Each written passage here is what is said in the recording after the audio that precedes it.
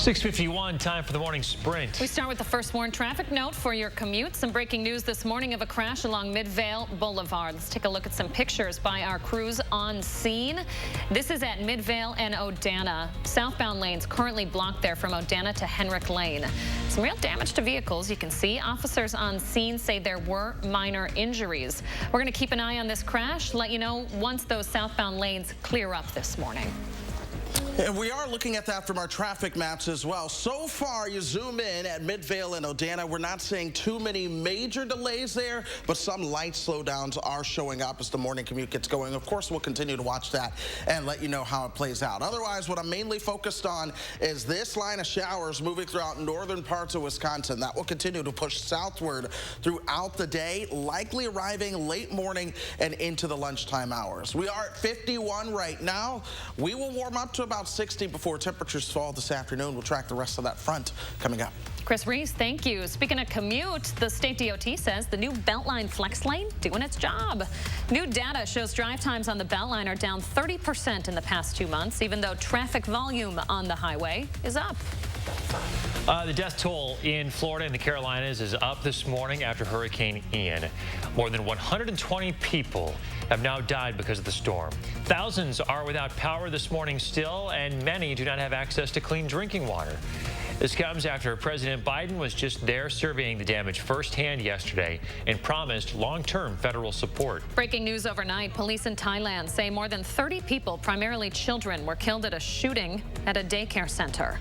The gunman opened fire early in the afternoon before returning home, killing his own child and wife, then taking his own life afterward. Reports say he was a former police officer. At least 24 of the deaths now are children. Numbers still coming out of that country this morning.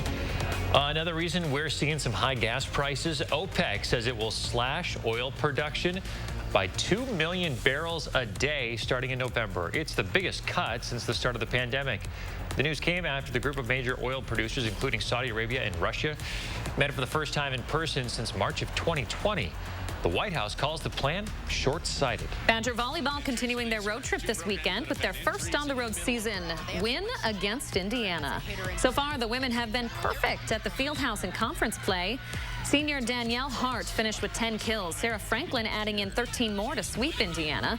They'll be on the road at Purdue Saturday night. North Korea launched 2 suspected ballistic missiles this morning.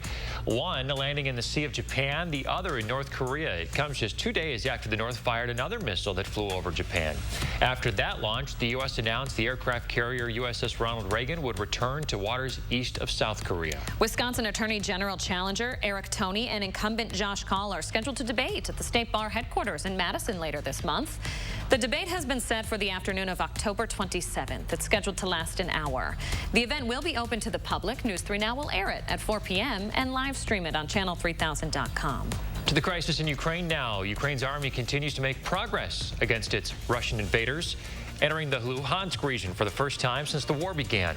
Back in Moscow, Russian President Vladimir Putin just signed papers to annex 4 regions of Ukraine after its illegal referendum, and Russian officials are keeping the door open for further land grabs. The parents charged in their 11-month-old daughter's overdose death are pleading not guilty. Attorneys for the couple entered those pleas on their client's behalf in court yesterday. Kelsey Kinchy and Derek Hawkins each face 1 felony charge of neglecting a child where the consequence is death. Police arrested them last month, more than a year after the baby's death. An autopsy found she died of the combined effects of fentanyl and morphine. Both cases were bound over for trial. Well, it's out with the old and in with the new. The final F-16s assigned to the 115th Fighter Wing left Truex Field in Madison yesterday. A small contingent of the jets from other units will stay there. They'll be conducting Homeland Defense training while the 115th transition to the state-of-the-art F-35 fighter jets. And we are getting ready for some showers to move through. Most of your morning commute stays dry. By 10 o'clock, you'll notice the cloud cover on the increased showers will move into our northern communities, and then it's lunchtime that we begin to see more of those showers on top of us. I can't rule out a rumble of thunder or two, but for the most part, it's showers. I'm not anticipating any severe weather, and by your evening commute, a lot of that has cleared out, but temperatures begin to fall, and it gets windier. This right here is 4 o'clock. A lot of those wind gusts will be upwards of 25, maybe even 30 miles miles per hour. So it will be breezy. If you have an empty trash can, it might blow over. So do keep that in mind. And no trash days this day for a lot of people here in the area. We'll keep those stronger wind gusts around all the way into tomorrow morning. We're cooler for your Friday, only topping out at 48.